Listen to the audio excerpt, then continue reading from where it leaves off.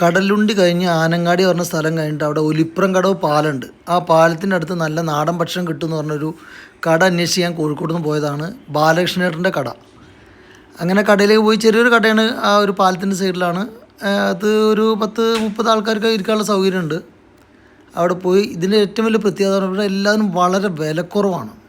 വിലക്കുറവെന്ന് പറഞ്ഞാൽ നമുക്ക് ഒരിക്കലും കിട്ടൂല, അത്രയും വിലക്കുറവിലാണ്.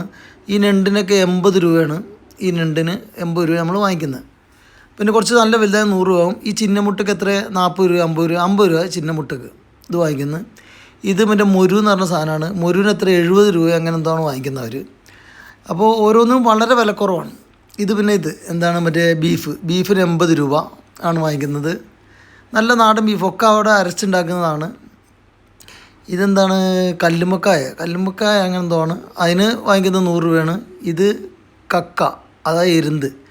ഇതിനും ഏകദേശം എനിക്കൊന്നൊരു 70 രൂപ 80 രൂപ അത്രയൊക്കെ ഉള്ളൂ.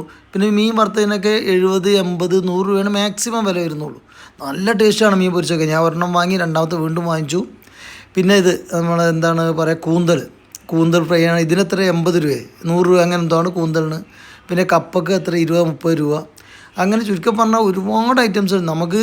ഇത്രയും സാധനങ്ങൾ, പിന്നെ നൂൽപുട്ടുണ്ട്, നേരിയ പത്തിരിണ്ട്, പൊരിച്ച പത്തിരിണ്ട്, പുട്ടുണ്ട്, കപ്പുണ്ട്, ഇതൊക്കെ ഉണ്ട്. ഇത് എന്തായാലും പോയ സ്ഥിതിക്ക് ഇത്രയും സാധനങ്ങൾ കഴിച്ചു. ഇതെല്ലാം പാടെ കഴിച്ച് എനിക്ക് ആകെ ആയത് 520 രൂപ എനിക്ക് ആയതുള്ളൂ. ഇത്രയും സാധനങ്ങൾ കഴിച്ചു.